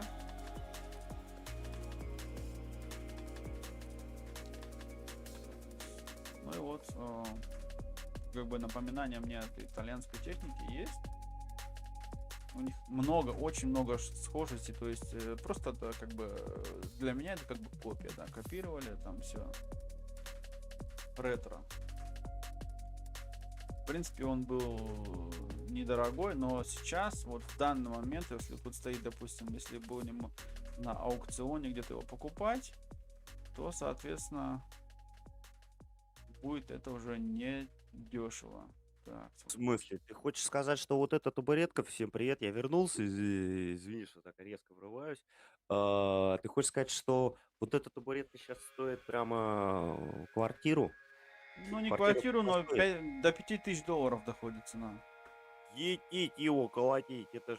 Потому что, ну, это как бы, мы сейчас только обсудили, ему сейчас уже 61 год, как бы, да, и то есть, Ну как бы, да, ну редко. классическая ретро-вещь, то есть, она очень редкая и стоит, как бы, здесь на аукционе, сейчас в данный момент, экземпляры, которые на ходу, вот сейчас вот здесь вот под фотографией внизу вот цена, 4,5-5 тысяч долларов, да, это экземпляры, которые, ну, как бы, отреставрированы, я скажем так. Вот смотришь, Харлей, вроде под марка, да? А смотришь, ну, Вот смотреть. смотришь, Ой, да, но, табурет, ну, как табурет. бы, каждый мото, как это сказать, каждая мотомарка, у них где-то есть скутеры в истории, то есть с чего они начинали с этих мопедов. Я поставил сейчас в чате ссылочку на видео, если ты его не Да. видел, зайди, посмотри как-нибудь, и там это только я одну ссылку поставил, а там у меня именно вот этой вот темы, там у меня будет 3 видоса, где мы были в музее мототехники. Там даже захвачены Да. несколько машин. После трансляции будет время, заходи, посмотри. Это на канале Driver Garage. И там как раз вот такие классические штучки есть. И этот музей, Так. я не знаю, ну он как-то на канале видос не зашел, вообще просмотров мало. Ну, не страшно. Как бы есть. Я себе на память это записал. И там, там вот такие вещи, мототехника, начиная с 1814 года, когда начали двухколесные двигаться, вот эта вся тема пошла. 14-й год первый мотоцикл был. Ну да, там мопеды именно уже вот эти вот, где велосипед с моторчиком пошел, вот там колеса деревянные, колеса нормальные пошли, вот там вся, короче, история. Деревянные колеса. Да-да, самый прикол этого музея в том, то, что, знаешь, мы когда приехали туда, мы были там пару лет назад, и ты поднимаешься в музей, короче, такое здание большое, да, вот я там 5 этажей, что ли, на музее, или 4, я сейчас не помню точно. И ты поднимаешься на самый верх, на лифту, если ты заходишь вовнутрь музея, на кассе платишь Так. деньги, заходишь в лифт, поднимаешься на самый верх, на крышу, и там начинается история мотоавтомобилестроения. То там есть тоже автомобили, но в основном это музей для мото сделаны. И ты как бы каждый этаж спускаешься вниз, и все время идет, как бы все больше добавляется года. То есть ты когда на первый этаж доходишь, уже до нашего времени почти, да, до 2000-х годов. То есть видишь прямо развитие техники Да. своими глазами. Каждым этажом как бы вот ближе к нашему времени, да. Вот они специально так сделали, Вообще допустим, ладно. не раскидано, а именно вот со смыслом построили вот этот вот ход, чтобы ты начал с истории сразу сначала, и ты каждый этаж вниз Да. спускаешься, и с каждым Поэтапно. этажом ты видишь все больше, все дальше, как чего менялось, какие были инженерные решения. И там некоторые модели, меня удивило, что я там некоторые байки, я Да. думал, блин, они произошли, думал, эти модели мотоциклов вот совсем недавно, оказывается, у них уже столетняя история есть, понимаешь? И вот. Супер, Так что вот, просто ссылочку я поставил одну только в чате, там еще два видео есть, там Teil 1, 2, 3, там, короче, как бы 3 части, да, их время будет, посмотри, ну, кому интересно, пускай заходит, посмотрит, и там именно в том-то вся фишка, да, говорю, вот я про него читал в этом музее, все, и когда его все-таки построили, он еще, в принципе, довольно-таки свежий, все новенькое такое, аккуратненькое, красивенькое. И там люди постарались, вложились финансово, то есть продумали все. И у них есть при музее как бы своя мастерская, где они реставрируют тачки, мотоциклы, вот это все. ого. Получается, и Ого. они не покупали вот это вот готовое. Большинство техники, которая там стоит как новая, сделана была вот этими вот механиками, монтерами, восстановили её Руками. при музее, поставили туда с декорациями, с дизайном. Вот, вообще красота. Шикарно. И там самое шикарное, знаешь, Всё, что там? В смотрю. этом музее, короче, реставрирует наш русский человек, да, мастер один. Я там, Да ты что? да, наш с русскими корнями. Обалдеть. С русскими корнями тоже Величие. парень, он лет 25 лет в Германии живет, и он прям, у него руки прям вообще золотые, что они там делают, да. Развитие его делу, как бы, всего самого Нет, наилучшего говорю, ему, интересно будет, молодцом. если сегодня зайди, там вот, говорю, 3 видоса есть, именно по вот этому музею, да, и называется PS Шпайхер, сейчас прям... Ссылочку я себе уже в Дискорд закинул, вот, Да, нам в я Дискорд закинул ссылочку, как бы, все, я уже этот видос не потеряю. Я тебе написал вот в чате, короче, как вот называется этот музей. Там, в принципе, у меня прям вот они 3 видео подряд были на канале загружены, да. Мгм. И вот, говорю, вот посмотришь прямо с первого видео до третьего видео. Как раз я вот так по этажам специально более-менее нарезал, там чуть-чуть музыки добавил, как обычно. Но это уже как бы пару лет им уже видиком, да, этим, ну, видосом. И, соответственно, качество может быть, ну, еще был тогда, мне еще айфона не было. Но все равно я на память их решил оставить. Сперва я думал, может их убрать с канала, просмотров не было, но теперь уже нет. Теперь потому что это как бы... Нет, такое меня- нельзя убирать. Нет, у меня как бы канал, как бы этот драйвер гараж, это как бы есть библиотека на будущее, на наше, то есть когда-нибудь наши дети будут побольше и будут смотреть, чем мы тут Ты занимались. сам потом будешь сидеть в кресло-качалке под пледом, попивать, Вот. уже Чай как с бы, да, мятой реакция будем будет пить не та, с что пряниками. самому прокатиться зашел, посмотрел свои видосики, как гонял, как ты был молодым, так вот, выпьешь глоточек глинтвейна горячего и скажешь, эх, вот она, внук, смотри, что у тебя дед делал, да? Да-да. Как бы, это же клево, это клево. Это очень супер. Так вот пройдет Клево. время, Ну, просто... слушай, по поводу Харлея хочу вот все-таки твое мнение. Ну, эта история, это если относиться, я просто думал, это Харлей выпустил что-то новое, а ты говоришь, нет, Не-нет, это типа это, история. да, По это... поводу этого Харлея. Вот 60 лет назад это была техника, да, там, это была, это как сейчас ты мне показал Теслу, то есть я, наверняка люди тоже смотрели и не понимали, что это такое вообще, ребята. Как на этом ездить и вообще удобно ли это или неудобно, и там скорость, да, у него какая-то там была 60 км в час, и все таки смотрели, что это такое? 60 км в час, да это же вообще... Да. Это же очень-очень-очень-очень быстро, это же пуля какая-то, вот. Слушай, в наше нынешнее время, какую бы технику из ретро, вот, ну вот, тебе симпатизирует, и чтобы ты вот, если была бы возможность, чтобы себе из ретро-техники, мототехники, ты бы себе приобрел? Есть вот какие-то такие вот, ну, Есть взгляды на мечта, это, мечта на есть. прошлое? Если повезет, она может скоро даже пройдет в реализацию. Конечно, есть. Скутер я бы взял сразу же, не раздумывая, Vespa. Именно итальянский скутер, родоначальник вот этих всех мопедов маленьких, скутеров. И вот это классика. Они в цене, они культовые, классные, они едут, на них есть как бы надежда, что ты уедешь далеко и не сломаешься где-нибудь в пути и так далее, да? Надежные. Да, и они ценятся, во-первых, везде, всегда и по-всякому. И, ну, есть, конечно, классические модели, а я бы хотел такую вот среднюю, там, годов 2000-х, уже, которая более-менее уже что-то есть там новшество, но как бы классический вид не потеряли. Ну, комфорт Они, есть какой-то. кстати, Есть сделали, какой-то они комфорт. сделали свой Vespa полностью электрический, то есть у него снаружи, ты смотришь, тот же самый, как бы, Vespa, да, скутер. Это вот ты сейчас его показываешь на экране или вот Нет, ты я сейчас на экран? на экране показываю еще один мотоцикл, который, в принципе, в описании не было. Это сейчас бонус нашей трансляции. Вау! Это мотоцикл тоже полностью электрический, абсолютно.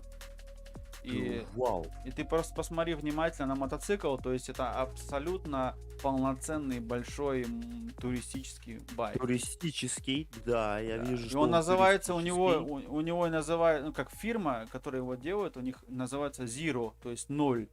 То есть Ноль. Zero, то есть Zero, что нету обгазов, да, то есть как нет выхлопов газа. Выхлопов, Ну, да, да, ноль да, да, да. выхлопов, то есть у них прям написано Zero, как вот у нас там Zero в Дискорде, а тут Zero байки. Да, да, да, да, У них да. есть, короче, как бы, как naked байки, все дела, а это именно туристические. И у нас такой в городе стоит, продается там, что-то он стоит в районе, там, я не знаю, 15 тысяч или 20 тысяч евро, я сейчас не помню. И вот я тебе покажу его без кофров, смотри, как выглядит гончий. А, ну. И вот этот вот Zero, вот на него смотришь, вроде чье бы... производство? Я сейчас точно не помню, но я могу посмотреть, в принципе. Секундочку. Да, глянь, интересно, что за фирма такая? Слушай, ну, вот я видишь, да, все-таки вот это электро, да, кара сначала появились, Ну да, да, я всё-таки, никогда пнул он конкретно всю индустрию прямо под зад, Да, вот и все начали шевелиться, да? я узнаю, как я тебе напишу, но я что-то в данный момент не знаю, где это. Нету, да, нет ни информации. Ну ладно, ничего. Слушай, ну он хорош, он очень хорош. Это вот видишь, у Красиво него отличие, выглядит. видишь, нету выхлопной трубы, видишь? Нету выхлопной И вот здесь трубы. вот видишь, мышка я тебе вяжу, где курсор. Да, Там только мотор. Да, вот Zero стоит, да? И 2020 года он да, он абсолютно как бы новый довольно-таки, да? новый. Да. Обалдеть. Я уже на дороге такой один видел у нас в городе, и один стоит на продаже. И самое, конечно, страшное в нем то, что, ну, его как бы не слышно, да, сильно. Да, он Понимаешь? бесшумный, Да, он вот, быстрый, юркий, маленький. Ну, вот по егошний сравнению как бы автомобиля, да, и электромотор. бесшумный. Да. Электромотор, да, вообще, слушай. У него мощность есть, у него есть весь потенциал для туристов. Вот у него ж, допустим, тахометр или как там, электроспидометр. Ну там как бы информация про батарею, про еще несколько вещей, как бы про сколько ты можешь проехать еще на аккумуляторе и все. Там много информации нету. Ну, здесь как бы только вот в районе инфраструктуры, как бы, да, чтобы надо смотреть, ну, чтобы проехать на нем, да. Вот такой же, в принципе, марки я смотрел только Naked Bike, голый, без вот этой маски спереди, да, вот это да, видео у нас есть, Так. Zero. Я думаю, в этом где-то будет все-таки дальность. Тут стоит, как бы, они написали, 323 километра он может проехать. Обалдеть. Ну, как бы Обалдеть. дальность, но у меня Да, это знакомый существенно. друг говорит, если на нем ручку газа выкрутить, то есть у тебя все-таки быстренько Расход километражи больше. улетают. Да. Ну-ка, это как и на бензине. То есть на бензине ты когда Конечно, заправляешь конечно. бензиновый бак, тебе говорит борткомпьютер 600 километров. Ты Да, нажимаешь я на в газ, режиме эконома. да, едешь 3 километра газ по вас, у тебя осталось там 400, да, хотя ты проехал только 3 Да, да, ну километра, то а есть бензин ты режет, спалил, режет. да, но получается расход сразу, но на нем, если ты будешь передвигаться так по городу или там 70, скажем, 50, вообще он все-таки, я М, думаю, если, знаешь, ему ввели бы такой как бы генератор, как вот у меня на автомобиле, когда ты тормозишь, заряжаешь энергию, то это будет Да. класс. Да, да, да, да, да. Слушай, мне нравится здесь, как будет цепляться номерной знак. Это просто А такой эта фишка давно фишка уже на взята с колесо. Ducati, BMW у них такая. Она вот здесь получается у Я тебя дуга. такой первый раз вижу, и я такой, вау, Причем вот она- это, блин, вот это Посмотри у нас такое видосы. решение Да, посмотри у моего дизайнерского друга на мне BMW нравится. были. Да, да, да, да. Это решение давно уже. Она, понимаешь, вот этот не то чтобы номерной знак держит. Вот здесь у тебя вот эта штучка, крыло, да? Так, И она реально вот этот вот грязь, которая наверх летит, если дождь будет, брызговик. да, она задерживает это. Чтобы у тебя спина была Вообще, чистая. вот, то есть она еще и работает. Ну, она сделана там, если ты можешь номер здесь сделать на треугольнике, но вот тогда ты будешь весь грязный, как свинья. Да. Здесь Да, она да, как да. бы, в принципе, она здесь делает две функции, да, ну, то есть держит номерной знак и вот этот вот фендер, вот этот вот крыло, кусочек, вроде бы немного его, но его вполне хватает, чтобы у тебя спина оставалась чистая. Да, да, да. Слушай, ну он двухместный, как я Да, он погляжу, он- да, он И На, двоих. на этом мотоцикле так же место, как на моем Кавасаки, абсолютно. Два места тоже, полностью. Это Вообще, полноценный вот. турист, у него, видишь, вот эти серебряные дуги, они для таких же кофров. У меня черные дуги стоят на Кавасаки, специально для оригинальных кофров. И здесь у Вау. тебя серебряные, но они, скорее всего, выполнены из алюминия. Я смотрел саму тормозную систему, она мне чуть-чуть не понравилась, она чуть-чуть такая дешевенькая, к сожалению, там стоят не Brembo, потому что Brembo это тормоза, которые они себя уже оправдали везде и всяко. Оу. Здесь, к сожалению, не Brembo система, но у них стоит зато здесь вот здесь ремень на приводе от электромотора до колеса, зубчатый ремень, ну как бы нормально. Нормально. уже Слушай, Не цепь. не цепь, да. Слушай, я смотрю, как бы бака-то здесь нету вообще, да? За место бака аккумулятор, как я понимаю, Нет. будет стоять, да? У тебя него вот здесь эта в баке, вот секция здесь вот, за видишь? место бака. Смотри, я мышкой показываю, видишь? Погоди. Задержка. А, задержка, извиняюсь. Да, да, ничего страшного. Вот здесь вот такой, где вот бак, типа, ты думаешь, да? Да. Вот видишь, я сейчас мышкой показываю? Сейчас, секунду. Задержка. Да ладно. Ну сейчас будет. Да, да, да. Ты мне цепь до сих пор показываешь? А, ну сейчас, значит, покажу. Угу. Ты следующую фоточку включил.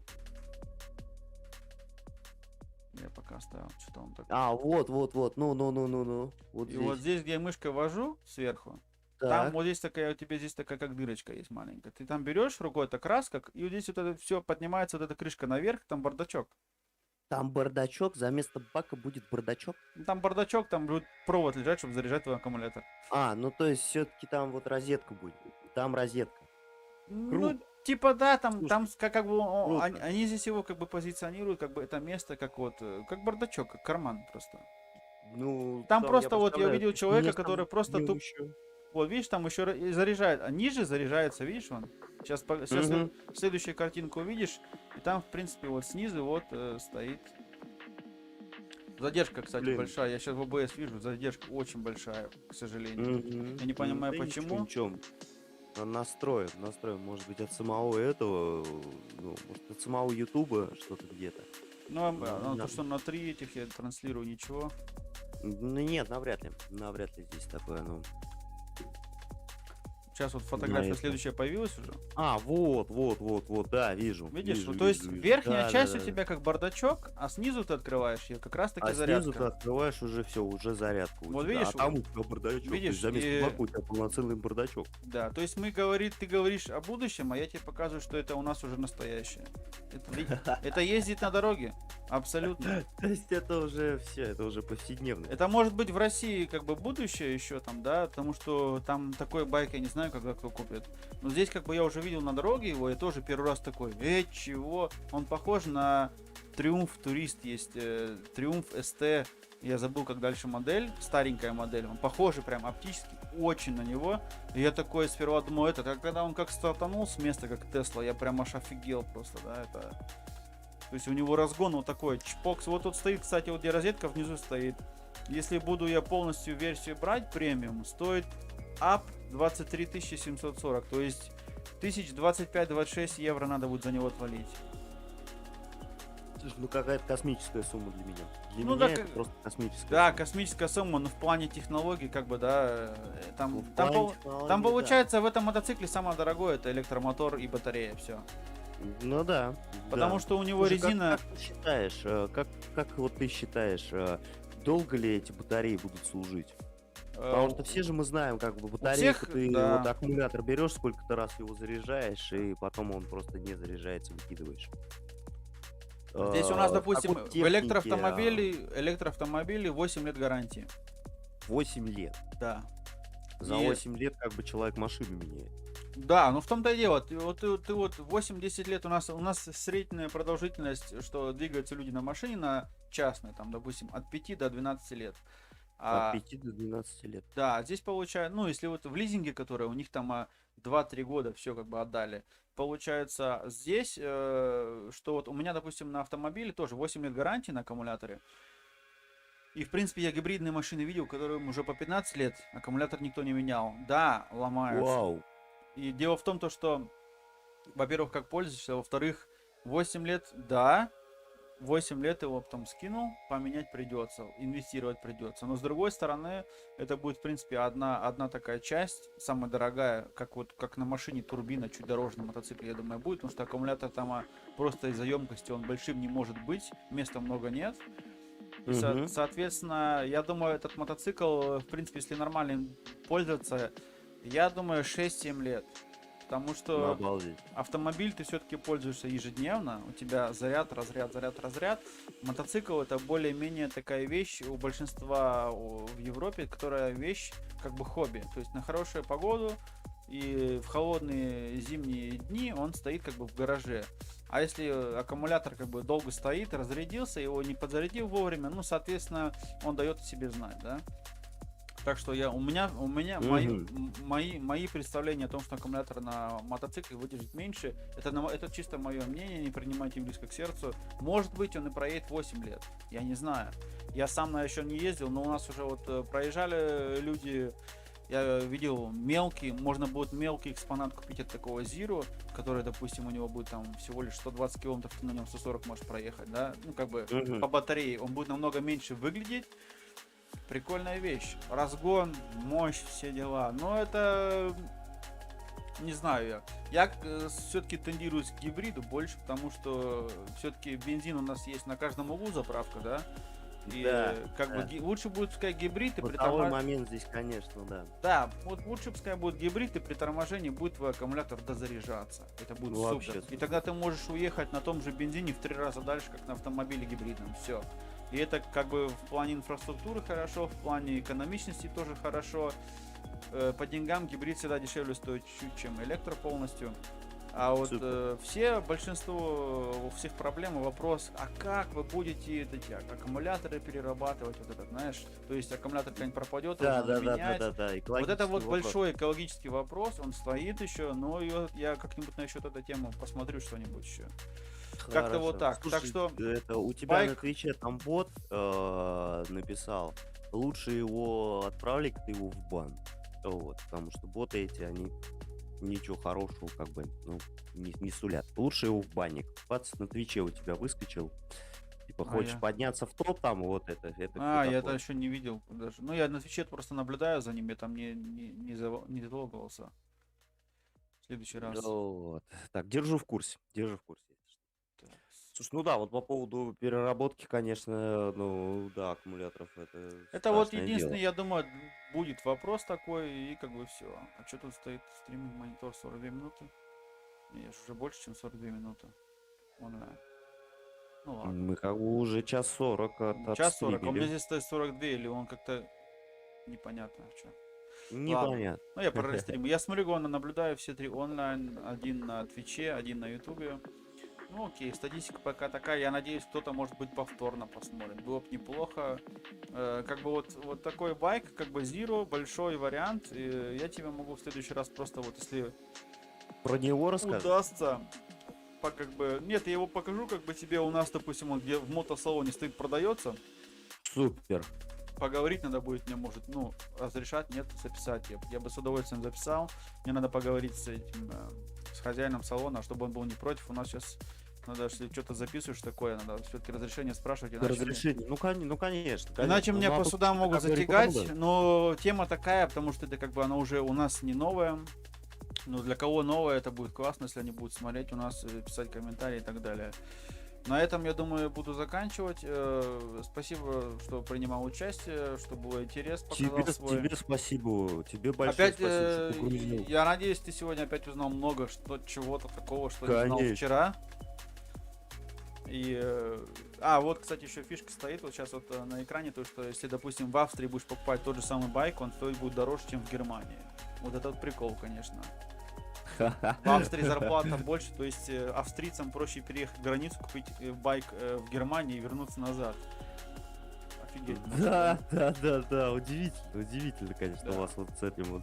Ну, у вас зато все границы открыты, взял, поехал спокойно. Да, как И бы как насчет этого путешествие, проблем как нету. Там вообще? только в плане надо будет документов смотреть, когда ты ставишь его на учет. У нас, Мгм. допустим, так же самое люди покупают машины в стране Люксембург. Люксембург очень маленькая страна, и в принципе, Мгм. и там может машинку чуть битую взять или не битую, она все равно будет пару тысяч дешевле, чем у нас в Германии. И некоторые это берут, как бы они сравнивают, и в принципе, если ты 3-4 тысячи евро можешь сэкономить на автомобиле, почему бы и нет? Как бы, 3-4 тысячи Ну. евро на дороге не валяются, скажем так. Даже для Да. нас. Да. Показать тебе хотел Конечно. еще одну фишечку, пока трансляция не закончилась. Прикольную. Так. Номерные знаки, что видел, какие у нас на машинах стоят? А, Квадратные такие. Нет, прямоугольные, там буквы, цифры. Смотри, сейчас задержка закончится. Так. Что-то там какой-то еще бонус. Круто. Супер. Классно номер. Погоди. Ах, блин, сейчас Здесь. пока дойдет. Ты не переживай, погоди. А мне вот к этому надо еще привыкнуть.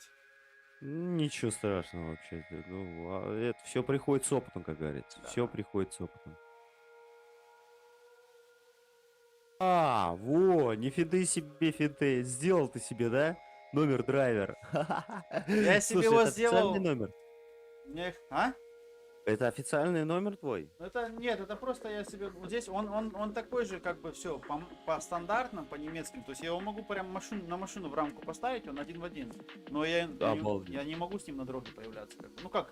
Я его могу себе вешать на машину, я думал, знаешь, писать обзоры на машинах и ставить его туда, чтобы оригинально Да, чтобы картинка выглядела сочнее. Да. Прикольно будет, да?